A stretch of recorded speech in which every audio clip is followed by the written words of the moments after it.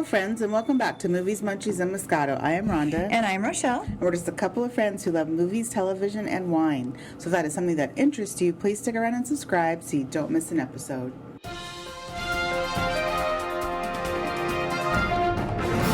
Now it's time for movie and TV news and cult culture discussion. So Shadow and Bone on Netflix has been canceled after 2 seasons. Oh, has it really? Yeah. I did like it. Yeah, I liked it too. Now, second season wasn't as good as the first, but I did enjoy it. And unfortunately, it did leave off on a little bit of a cliffhanger, so I was looking forward to seeing how they'd resolve it.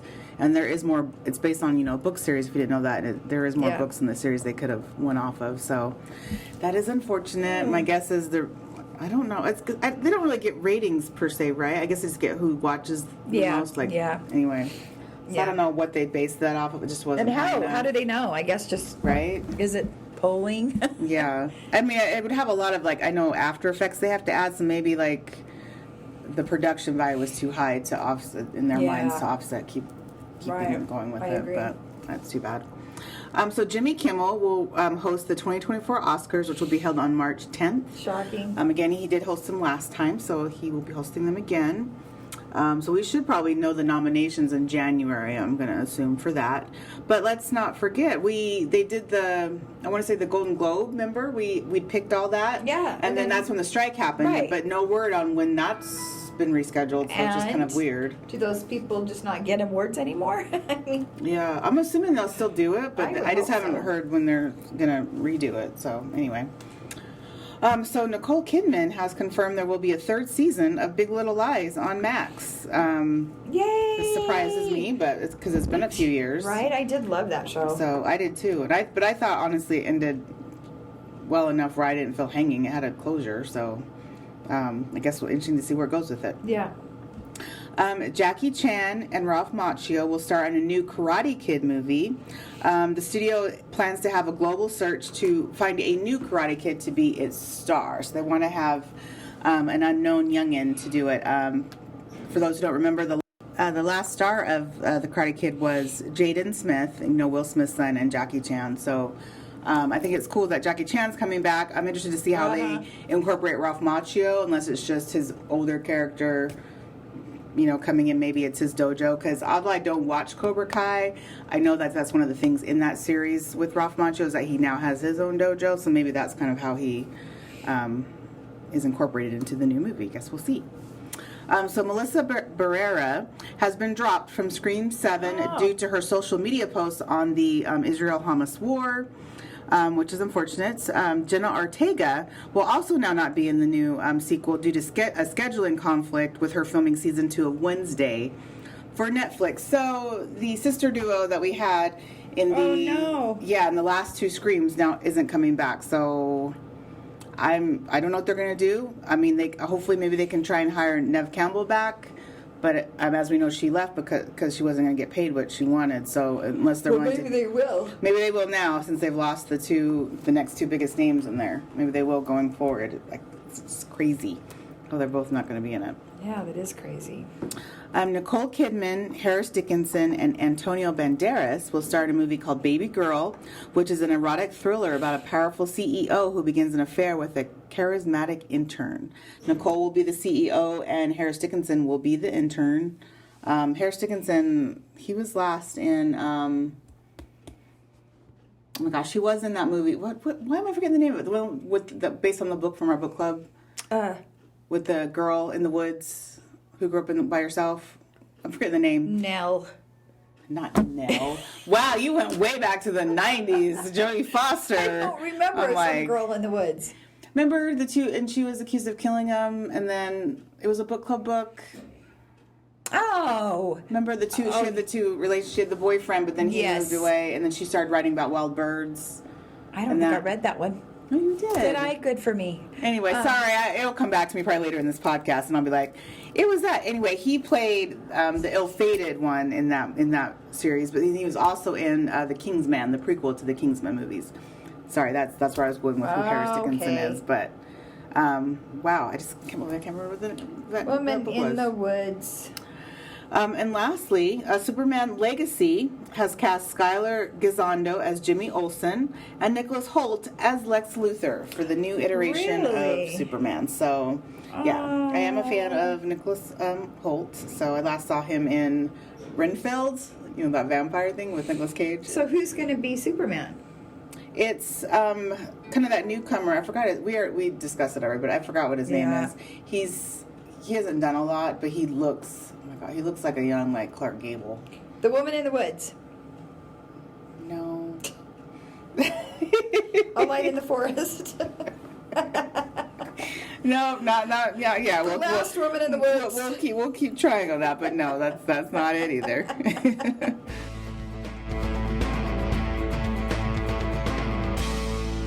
Okay, so we are going to do movies and TV shows out these past few weeks to get you caught up. But just to update, we remember that it was Where the Crawdads Sing that we saw Harris Dickinson in. So it came to Rochelle. We got it. Yeehaw! Okay, so first up, we have Hunger Games, A Ballad of Songbirds and Snakes. This was in theaters starring Rachel Zegler, Viola Davis, Peter Dinklage, and Tom Blythe. So years before he becomes the tyrannical president of Pan Am, 18-year-old Cornelius Snow remains the last hope for his fading lineage.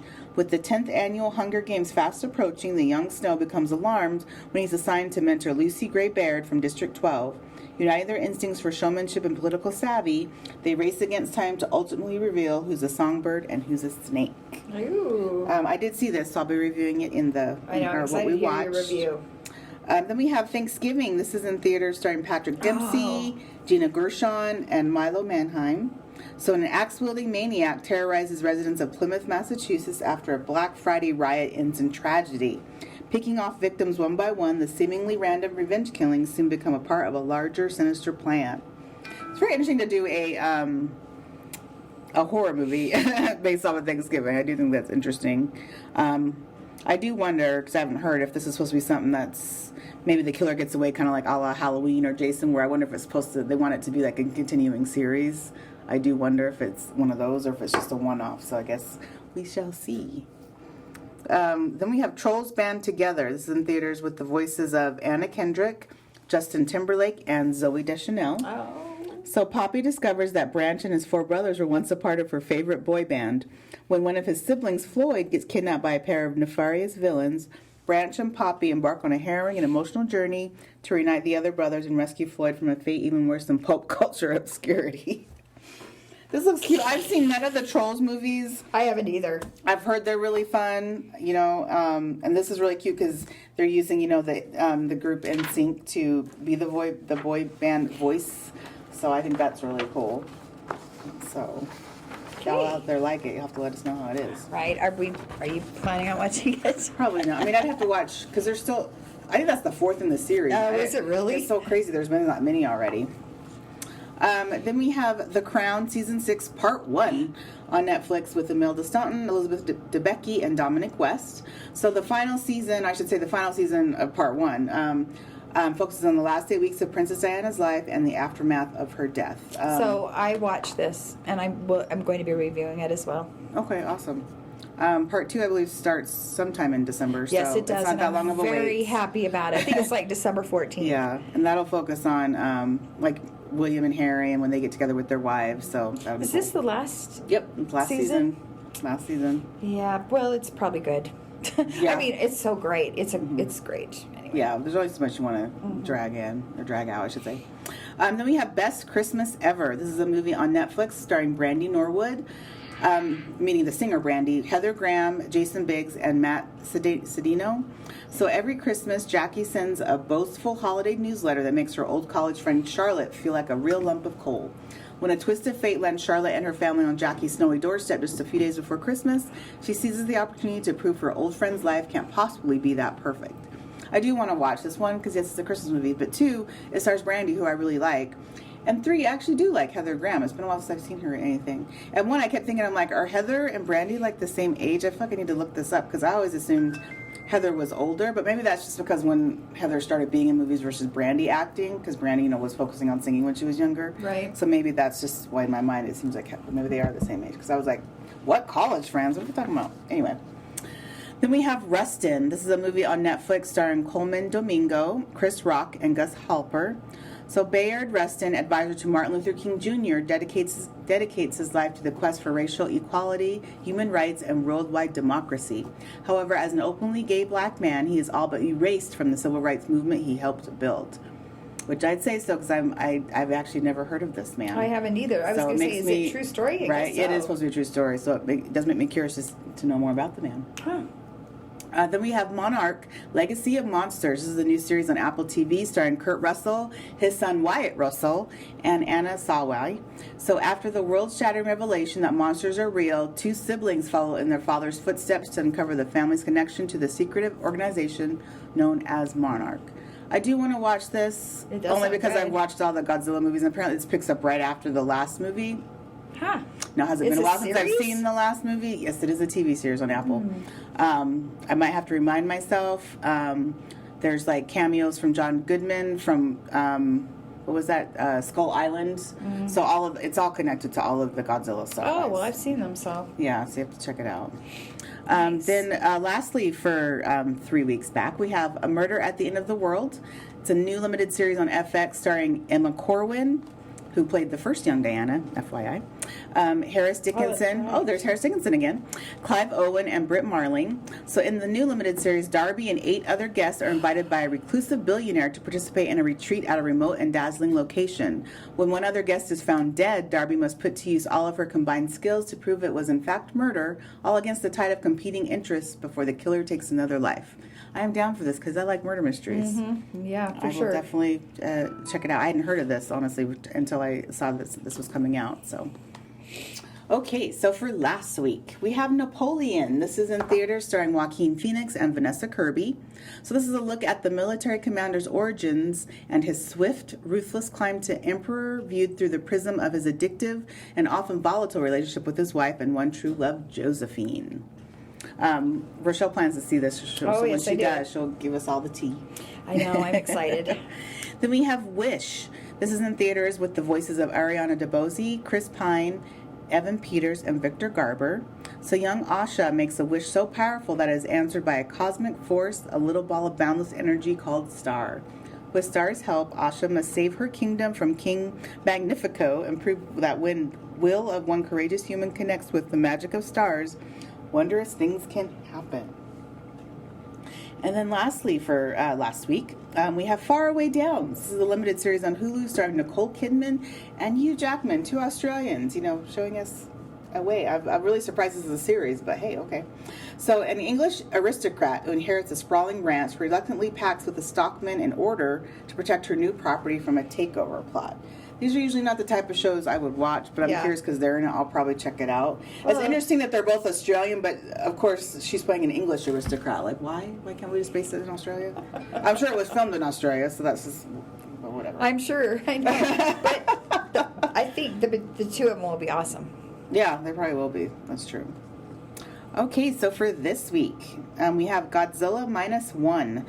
Speaking of Godzilla, how funny. This is in theaters starring Yuki Yamada and Manami Hamabe.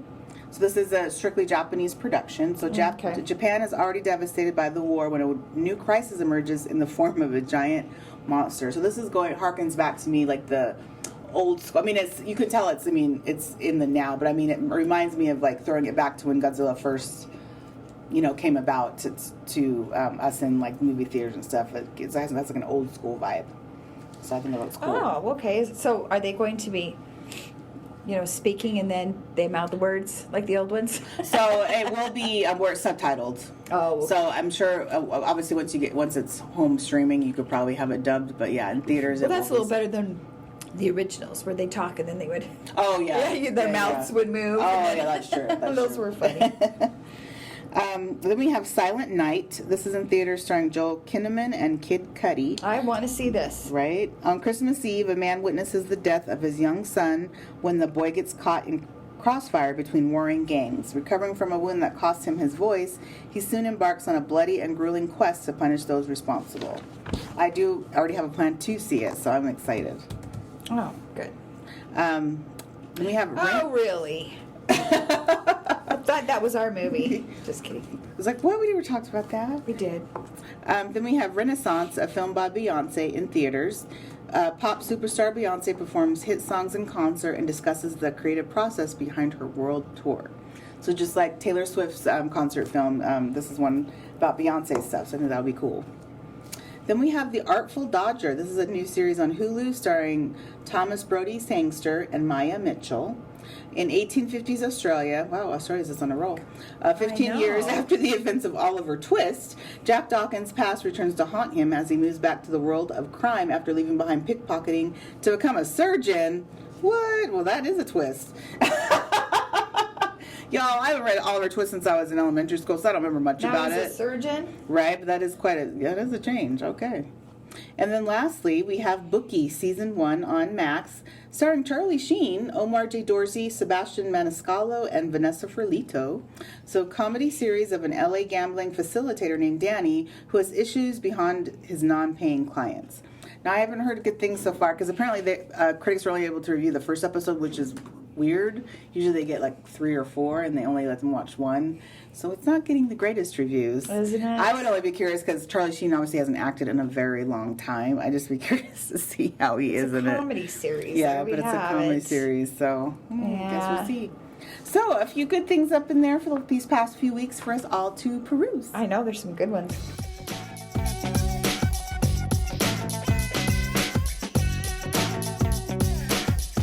So what we have watched this week. So first up, we went and saw Flowers of the Killer Moon, and we want to give you a little movie review. So I really enjoyed it. This, of course, starred Leonardo DiCaprio and Robert De Niro. Oh, I said Robert Downey Jr., guys. Robert De Niro. And then newbie Lily Gladstone, playing Leonardo's wife. I did like it. It was, a 3.5 hour running time, and I honestly didn't feel it. I didn't either. For the most part. I didn't even have to go up and use the restroom. That also was a few, just FYI, sorry. Anyway, I thought the story was pretty good. There were times I would say that Leo's performance bothered me. Really? Yeah. And it was like, and I get he was supposed to be more of like a simple man and not the smartest person, but some of his choices, I was just like, it wasn't my favorite, I guess, how it was. Well, he wasn't exactly a good guy. True, but it was just how he, I don't even know how to. It was the character.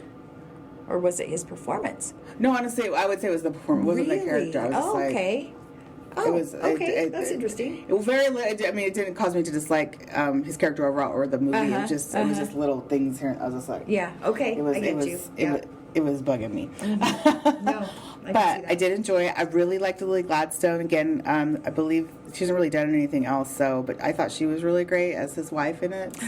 She did a great job. Robert De Niro, of course, he did a great job. He can always play a creep like nobody's business.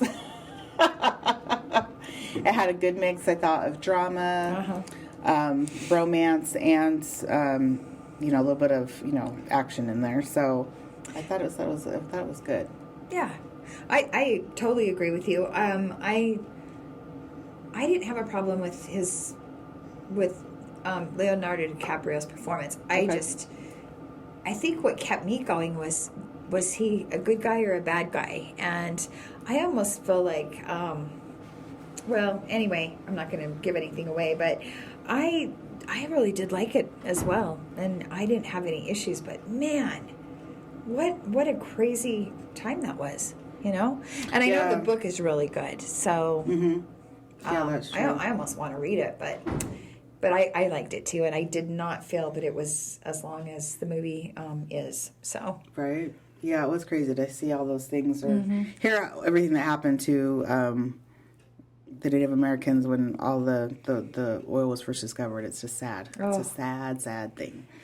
Oh, absolutely, it was. Yeah, it was. Yeah, and the thing is, I've never even heard about this. Yeah, me neither.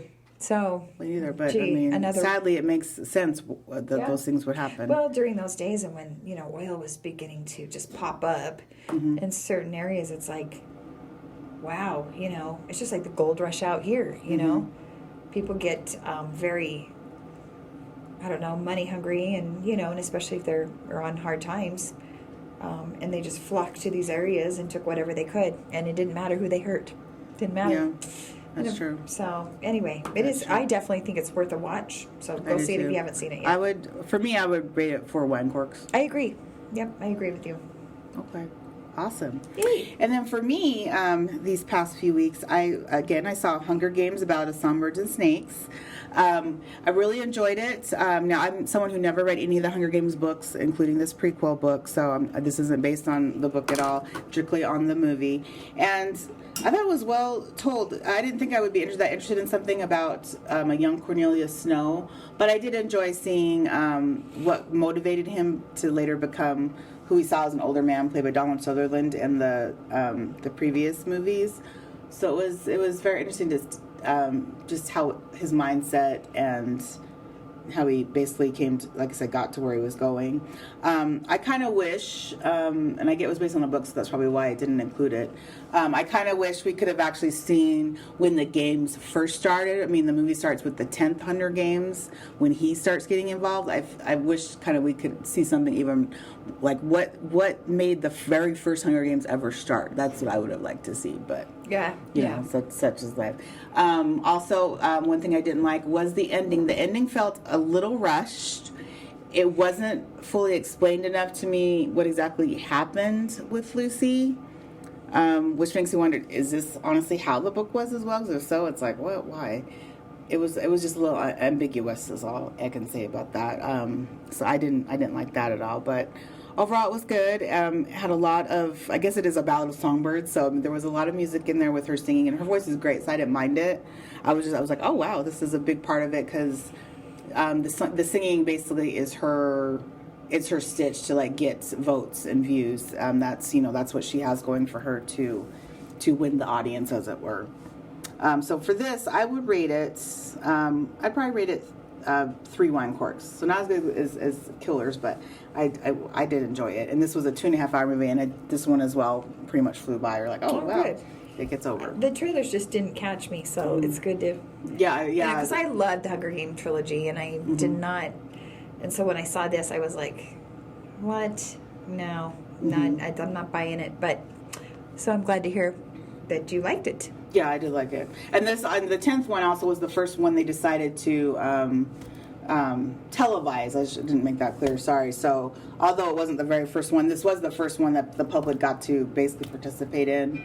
So that was interesting. And then you got to see the host, which is still technically the Stanley Tucci character from the later ones, just a younger version of him. So that was cool. But yeah, overall, I do think it's worth a watch. I think most people would enjoy it. Okay. And then I watched season 3 of Upload on Amazon. This was one of my favorites. This stars Robbie Amell, and he plays, a young man who, when you in this, I don't want to say it's set in 2040 something, but he plays a young man who accidentally gets killed, and like in our future, basically, instead of just dying and being put into the ground or cremated or whatever, your consciousness can be uploaded to this area called Upload. It's kind of interesting, and so your consciousness can live on in this like utopia of luxury, basically. And so, but it's just really cool, like how the life is up there. And then he discovers that he was actually it's a mild spoiler, but that he was murdered, and so he's trying to figure out who did it and why. And it's a comedy. It is very funny. So it's 30-minute episodes, and I enjoyed it. I thought this was going to be the last season, and it still might be, but the way it ended, of course, I was like, no. It still ended on a cliffhanger, so I'm hoping it does get. We know how you love those cliffhangers, right? I'm hoping it does get a 4th season to answer this cliffhanger question, but so far it hasn't been renewed yet. But I do enjoy it. But there was like over like almost 2 years between seasons 2 and 3. So that's what I'm just like. So to know that it may be another before you get season 4 is annoying, but anyway, it's worth a watch.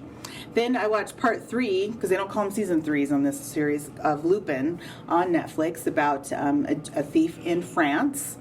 Again, it's just very fun. It reminds, if anyone ever saw that show Leverage on TNT a few years back, that's like the feel of it. Just capers, but with good intentions. Like we're stealing, but we have good intentions about it. We're trying to right wrongs with what we're doing.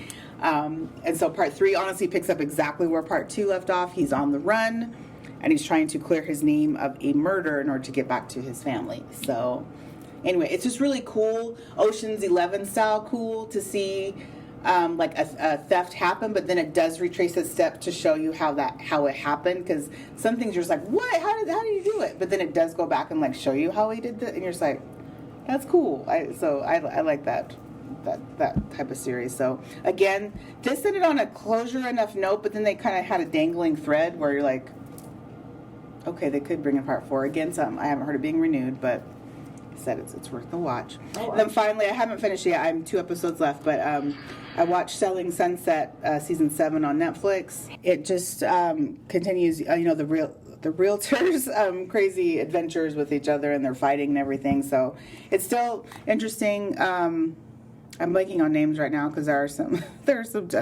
I like more than others, some of the realtors, but Chriselle. Yeah, I do like Chriselle. And I want to say, it's Nicole. Nicole's still not a favorite of mine. No, mine either. No. So, but yeah, I do it. I do enjoy it. It's very interesting. The whole thing with Chriselle and Jason's new girlfriend, Mari Lou. I want to say you say it. Yeah, it was stupid. I know. I agree. That is so weird. I was very annoyed at the whole thing. And then, when she was like, "I'm losing brain cells," I'm like, "I am And then too." what's her name? Who's the peacekeeper? It tries to. I like her. Amanda. Amanda. Yeah. Yeah, I do like her. Amanda's good. And then Amanda's good. I also don't. Oh, that's right. It's Chelsea and Bree. Their thing is stupid. Yes. It's like mainly because it's like Yes. Chelsea apologized. That's what you wanted, but it's like it still wasn't. No. Like enough. It's like, why you can't be. I mean, I get it, but at the same time, you can't be bugged if someone doesn't agree with your lifestyle. She's trying to say she just wants to coexist. Like, you don't be BFFs. But yeah, Right. she's not gonna. If you wait for her to agree with your lifestyle, it's obviously not gonna happen. So Exactly. anyway, Yeah. so they're interesting. It is interesting, but I do like it. So, so I'm up next, and Yes. I watched Selling Sunset as well. So I totally agree with Rhonda. It's been crazy, and I think I'm on the very last one. So, the very last one is the reunion. Not that one. It's the one next to the reunion. So I really want to watch the reunion. Oh, okay. But what I finished watching was The Handmaid's Tale, which is, it's like I was only 3 episodes in. Anyway. Oh, wow. And like you, I stopped watching it because I was kind of like, wah, wah, wah. I just kind of was tired. Like, there wasn't anything. Whoa, let me tell you, it got seriously crazy, and it left on such a... It's kind of a cliffhanger, but it's a good one. Like, it left you wanting more. So I'm excited for season 6. So I don't know when it's coming out, but I'm excited for it. And then I went back and started watching Friends over again, because Friends was one of my favorite comedy series. Not a series. What are they? Series. Okay. Yeah. Anyway, that went on for like 10 years, and I love every character. I think it's one of the greatest ensemble casts for a series that went that long, besides MASH. But that was kind of I don't know. I was little. I didn't really get that show much, but I loved it. And so I'm sitting there laughing to myself, like my family thinks I'm crazy because I'll put my headphones on, and so I started from season 1, and I'm going on. So I could be there for 5 years. We don't know, but I do love it. It's one of my favorites. And then I binge watched The Crown. Okay. I thought it was awesome, and it brought tears to my eyes. And the whole relationship with Charles and Diana, the way they portrayed it in the movie, yes, as it was tumultuous and turbulent, and oh my gosh, the whole recordings of him and Drusilla. That's not her name. Camilla. I was like, huh? Oh my gosh. Drusilla. Well, she may as well have been Drusilla. That was so hurtful and sad to Diana. She just went through so much. And but if they really did have somewhat of a good relationship like it portrays, when she died, he really did break down. Charles did. It was really, really hard on him, and it was hard on the Queen. She was visibly upset. So, I hope that was the case. Right. But anyway, so it was good. Like I said, I binge watched it over 3 days, I think it was. Okay, Yep. so you're really into it. I sure was. So I recommend it.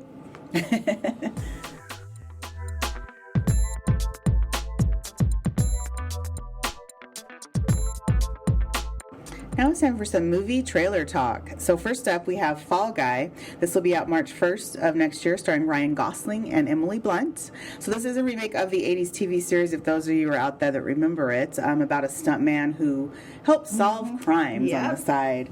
I was telling my dad about this, and he was like, "Get out! They're making a..." Yeah, I'm like, "Yep." So still same concept. He is a stuntman, and it looks like he is being asked for the first time to help find the missing star that he is, stunt doubling for. And Emily Blunt is the movie director of said film. So it looks funny because it's Ryan. He does deadpan humor like no one's business. So it looks very funny. There's lots of action in it because he is playing a stunt guy. And then he's just running like here and there trying to find this guy and then also get through this movie. And he has, a thing for Emily Blunt's character. She's trying to win her back at the same time. So she is on fire. She really is. It's like, yeah. But she's not like just in a movie here, a movie here, a movie here. I feel like her movies are well thought out. They're like she was in Oppenheimer, which she was really good in that. But these other movies, it's like, well, there she is again. But I feel like they're just really well thought out movies. Like she's just not. She doesn't just take anything. Yeah. Yeah, and I really like her. I think she's a great actress. Yeah, I agree. I agree, and I like always seeing her in fun things like this. You can do your quiet places. That's fine. Yeah, I still like her seeing her in fun stuff. So I'm fun stuff. I mean, she's a great Mary Poppins, right? Yeah, that's true. I mean, she just is such a versatile actress. I really enjoy her. She's really cute. Then we have Ghostbusters Frozen Empire. This will be out March 29th of next year, starring a returning Paul Rudd, Finn Wolfhard, McKenna Grace, Dan Aykroyd, Ernie Hudson, and I did see a little cameo in there from Mr. Bill Murray, so that's cool. So the originals will be in there. Will be there. Nothing about Sigourney Weaver, but she could pop in like she did at the end of the last one.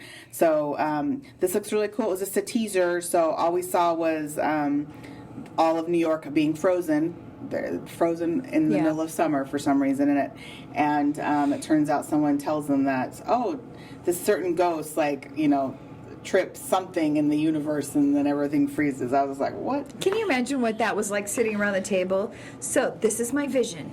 So there's a ghost that trips something in the universe. It's like all of New York will be frozen. You know what? It probably wouldn't be a bad idea right now. The Ghostbusters have to solve it. Freeze New York. Hey, I'm here for it. I did enjoy Ghostbusters Afterlife, so... Yeah, I did too. I didn't care for the girls. The one with is that the one you're talking about? Afterlife? No, that was one before Afterlife. Right. Afterlife was the one where they brought back the originals again. Yes, yeah. And they paid tribute to the one that had died. Right. What was his name? Michael? No. I forgot his name with big hair. Yeah. Kind of reminds me of what's his name in Seinfeld. Oh, right. Oh my gosh. I know, it's like names are escaping us today. Yeah, usually I'm better at it, but yeah. We're really tired. We're now into the holiday season. But anyway, looking forward to that. And then finally, we have Anyone But You. This is a comedy. Looks to be out December 22nd this year, starring Sydney Sweeney from Euphoria and Glenn Powell from Top Gun Maverick. So this looks really cute, rom-com. They're playing a couple. No, they weren't a couple. Apparently they had a one-night stand at some point that went badly, and now they're pretending to be a couple to get through a wedding weekend where they're both going to run into their exes. So this looks funny, cute. In real life there was rumors going around that he cheated on his wife or something with Sydney because of how close they seemed making the movie. But that I feel like that always happens with romantic comedies. A lot of times people like to blow it up trying to promote like, oh yeah they cheated, he's doing this, doing that. Especially if they're a cute couple and they have some great chemistry. Right. It's like they're both with other people, and until we hear otherwise, we're just gonna, because it's a rarity. I'm like, I feel like nothing like that has really happened honestly since the Brad Pitt Angelina Jolie days. Like where people actually did anything on set. So I'm sure it was just to hype it up, and each of them are fine in their respective relationships. And then you have Mr. Funny Man, Dumb and Dumber. Jim Carrey? Yes, Jim Carrey, who would fall in love with every co-star he had. That's true, but at least they weren't. They were unattached. Oh, they were unattached, Yeah, for sure. yeah. Yep. It's when they're like, oh yeah, but it's like Cindy's engaged, Glenda's married. It's like let's just He's so hope hot. for the best. He is a very handsome Good-looking man. dude. But I'm looking forward to all three of these based off the trailer. So yay! All right, well, I think that's all we have. I mean, not that that's all we have, because there's a lot out there. Sure is. So enjoy your time over the holidays. Thanks so much for listening. We hope you had fun, and we enjoyed it as well. You can give us a review or comment, because it really does help us out. And please follow us at Instagram at movies_munchies_moscato. And we'll see you next time. Thanks for hanging. Thank you guys.